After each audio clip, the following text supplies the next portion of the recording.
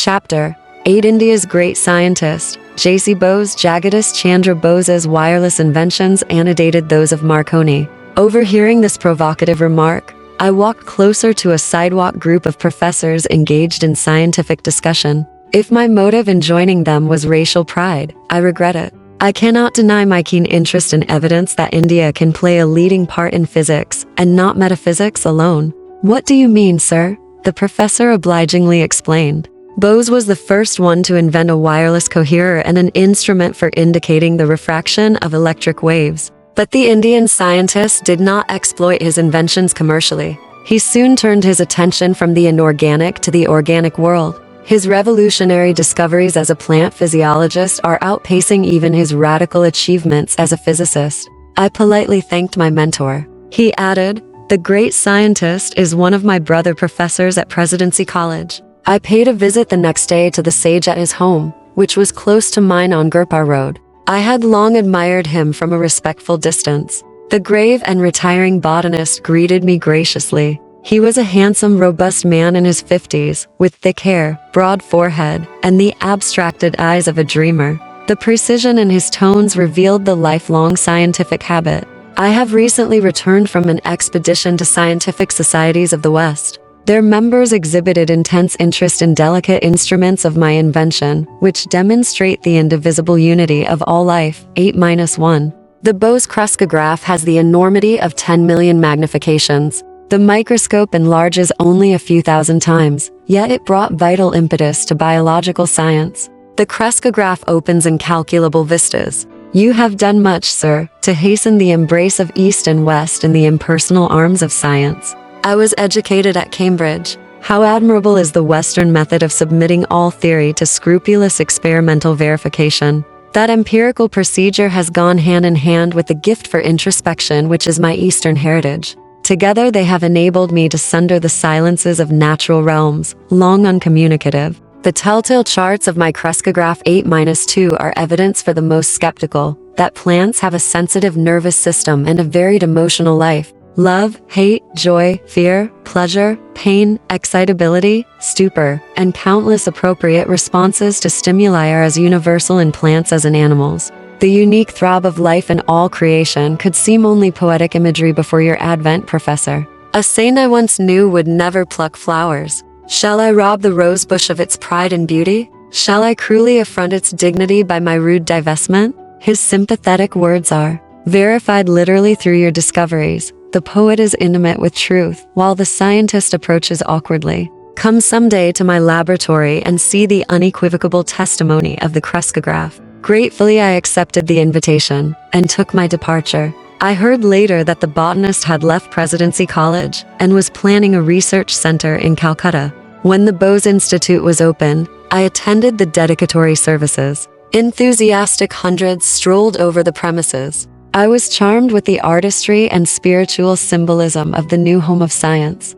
Its front gate, I noted, was a centuried relic from a distant shrine. Behind the lotus and fountain, a sculptured female figure with a torch conveyed the Indian respect for woman as the immortal light-bearer. The garden held a small temple consecrated to the noumenon beyond phenomena. Thought of the divine incorporeity was suggested by absence of any altar image. Jagadish Chandra Bose, India's great physicist, botanist, and inventor of the cruskograph. Bose's speech on this great occasion might have issued from the lips of one of the inspired ancient rishis. I dedicate today this institute as not merely a laboratory, but a temple. His reverent solemnity stole like an unseen cloak over the crowded auditorium. In the pursuit of my investigations, I was unconsciously led into the border region of physics and physiology. To my amazement, I found boundary lines vanishing, and points of contact emerging, between the realms of the living and the non-living.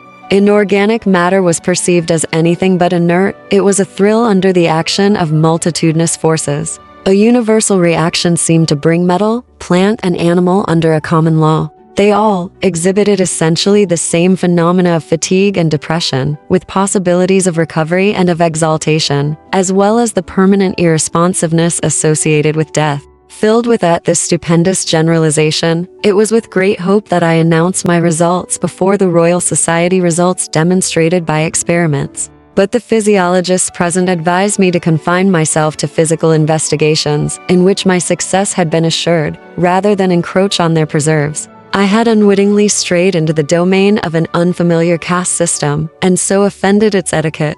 An unconscious theological bias was also present, which confounds ignorance with faith. It is often forgotten that he who surrounded us with this ever-evolving mystery of creation has also implanted in us the desire to question and understand. Through many years of miscomprehension, I came to know that the life of a devotee of science is inevitably filled with unending struggle. It is for him to cast his life as an ardent offering regarding gain and loss, success and failure, as one. In time, the leading scientific societies of the world accepted my theories and results, and recognized the importance of the Indian contribution to science. 8-4. Can anything small or circumscribed ever satisfy the mind of India? By a continuous living tradition, and a vital power of rejuvenescence, this land has readjusted itself through unnumbered transformations. Indians have always arisen who, discarding the immediate and absorbing prize of the hour, have sought for the realization of the highest ideals in life not through passive renunciation, but through active struggle.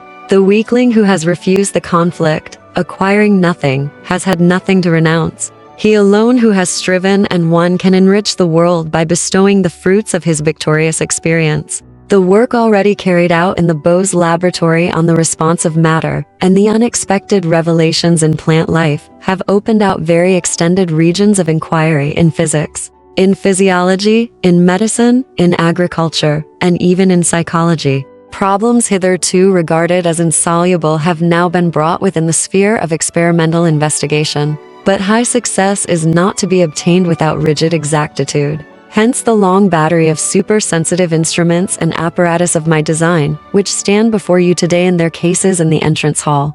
They tell you of the protracted efforts to get behind the deceptive seeming into the reality that remains unseen, of the continuous toil and persistence and resourcefulness called forth to overcome human limitations. All creative scientists know that the true laboratory is the mind, where behind illusions, they uncover the laws of truth. The lectures given here will not be mere repetitions of second-hand knowledge. They will announce new discoveries, demonstrated for the first time in these halls. Through regular publication of the work of the Institute, these Indian contributions will reach the whole world. They will become public property. No patents will ever be taken. The spirit of our national culture demands that we should forever be free from the desecration of utilizing knowledge only for personal gain. It is my further wish that the facilities of this institute be available, so far as possible, to workers from all countries. In this I am attempting to carry on the traditions of my country. So far back as 25 centuries, India welcomed to its ancient universities, at Nalanda and Taxila, scholars from all parts of the world. Although science is neither of the East nor of the West, but rather international in its universality, yet India is specially fitted to make great contributions. 8-5. The burning Indian imagination, which can extort new order out of a mass of apparently contradictory facts, is held in check by the habit of concentration. This restraint confers the power to hold the mind to the pursuit of truth with an infinite patience. Tears stood in my eyes at the scientist's concluding words. Is patience not indeed a synonym of India, confounding time and the historians alike? I visited the research center again, soon after the day of opening. The great botanist, mindful of his promise, took me to his quiet laboratory. I will attach the crescograph to this fern. The magnification is tremendous. If a snail's crawl were enlarged in the same proportion, the creature would appear to be traveling like an express train. My gaze was fixed eagerly on the screen which reflected the magnified fern shadow. Minute life movements were now clearly perceptible. The plant was growing very slowly before my fascinated eyes. The scientist touched the tip of the fern with a small metal bar. The developing pantomime came to an abrupt halt, resuming the eloquent rhythms as soon as the rod was withdrawn. You saw how any slight outside interference is detrimental to the sensitive tissues, Bose remarked. Watch. I will now administer chloroform, and then give an antidote. The effect of the chloroform discontinued all growth. The antidote was revivifying. The evolutionary gestures on the screen held me more raptly than a movie plot. My companion here in the role of villain thrust a sharp instrument through a part of the fern. Pain was indicated by spasmodic flutters. When he passed a razor partially through the stem, the shadow was violently agitated. then stilled itself with the final punctuation of death. By first chloroforming a huge tree, I achieved a successful transplantation. Usually, such monarchs of the forest die very quickly after being moved. Jagadish smiled happily as he recounted the life-saving maneuver. Graphs of my delicate apparatus have proved that trees possess a circulatory system. Their sap movements correspond to the blood pressure of animal bodies. The ascent of sap is not explicable on the mechanical grounds ordinarily advanced, such as capillary attraction. The phenomenon has been solved through the crescograph as the activity of living cells.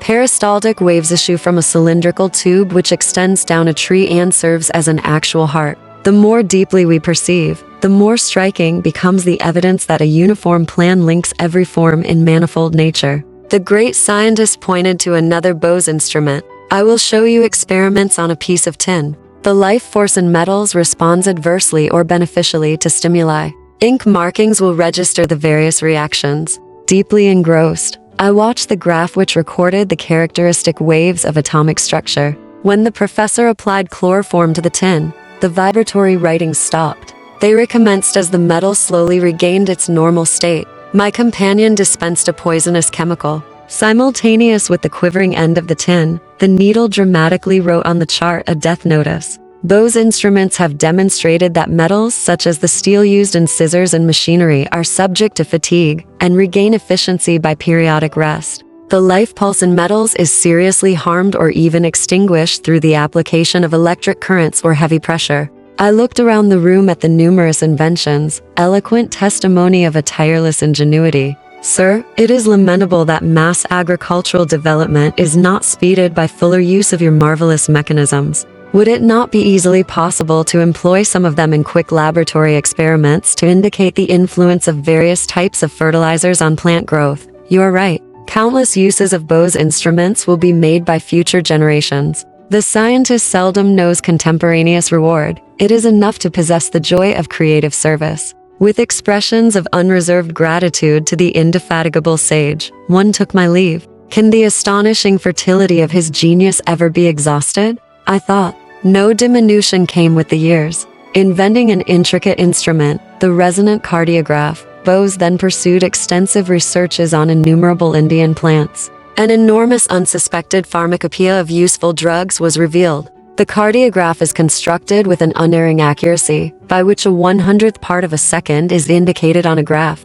Resonant records measure infinitesimal pulsations in plant, animal, and human structure. The great botanist predicted that use of his cardiograph will lead to vivisection on plants instead of animals. Side-by-side recordings of the effects of a medicine given simultaneously to a plant and an animal have shown astounding unanimity in result, he pointed out. Everything in man has been foreshadowed in the plant. Experimentation on vegetation will contribute to lessening of human suffering.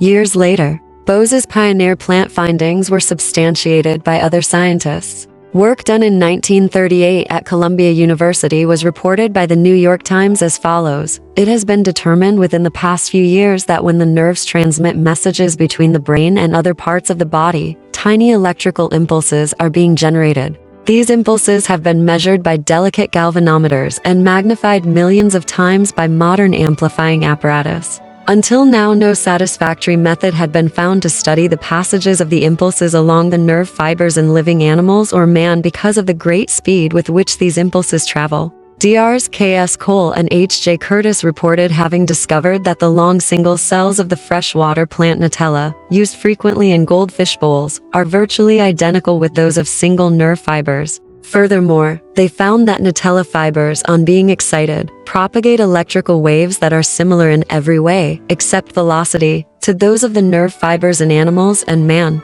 The electrical nerve impulses in the plant were found to be much slower than those in animals. This discovery was therefore seized upon by the Columbia workers as a means for taking slow-motion pictures of the passage of the electrical impulses in nerves. The Nutella plant thus may become a sort of Rosetta Stone for deciphering the closely guarded secrets close to the very borderland of mind and matter. The poet Rabindranath Tagore was a stalwart friend of India's idealistic scientist. To him, the sweet Bengali singer addressed the following lines, 860 Hermit, call thou in the authentic words of that old Hyan called Sama, rise awake. Call to the man who boasts his shastric lore from vain pedantic wranglings, profitless. Call to that foolish braggart to come forth out on the face of nature, this broad earth. Send forth this call unto thy scholar hand. Together round thy sacrifice of fire let them all gather. So may our India, our ancient land, unto herself return, O once again return to steadfast work, to duty and devotion, to her trance of earnest meditation. Let her sit once more, unruffled, greedless, strifeless, pure, zero once again upon her lofty seat and platform, teacher of all lands. 8.1.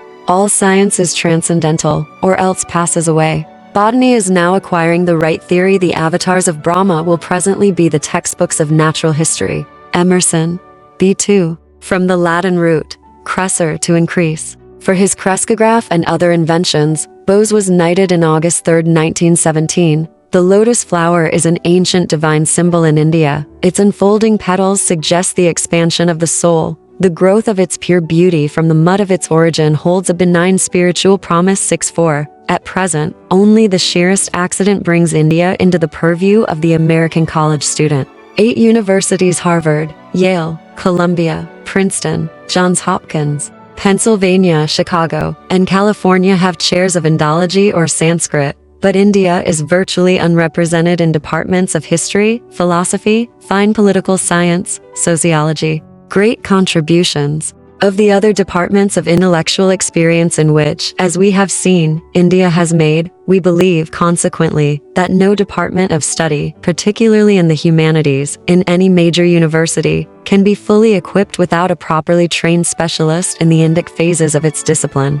We believe, too, that every college which aims to prepare its graduates for intelligent work in the world which is to be theirs to live in, must have on its staff a scholar competent in the civilization of India. Extracts from an article by Professor W. Norman Braun of the University of Pennsylvania, which appeared in the May 1939 issue of the Bulletin of the American Council of Learned Societies, 907 15th dd, Washington, D.C. 25 Cons. Copy. This issue 28 contains over 100 pages of a basic bibliography for Indic studies. B5. The atomic structure of matter, well known to the ancient Hindus. One of the 6 systems of Indian philosophy is Vaiseska, from the Sanskrit root visesis, atomic individuality. One of the foremost Vaiseska expounders was Alukya, also called Kannada, the atom eater, born about 2,800 years ago. In an article in East West, April 1934, a summary of Vaiseska scientific knowledge was given as follows.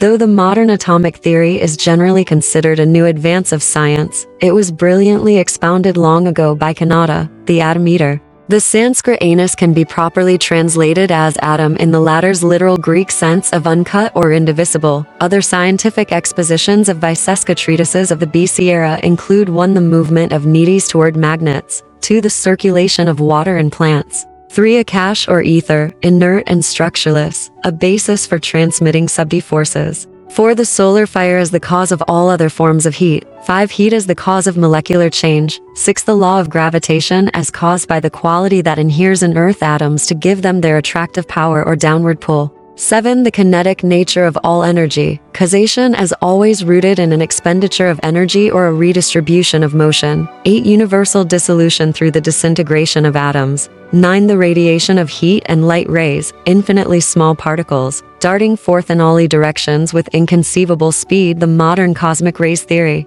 10. The relativity of time and space. Vaiseska assigned the origin of the world atoms eternal in their nature, their ultimate peculiarities. These atoms were regarded as possessing an incessant vibratory motion. The recent discovery that an atom is a miniature solar system would be no news to the old Vaisesika philosophers, who also reduced time to its furthest mathematical concept by describing the smallest unit of time kale as the period taken by an atom to traverse its own unit of space. B6. Translated from the Bengali of Rabindranath Tagore, by Manmohan Ghosh, in Vinvar Bharati.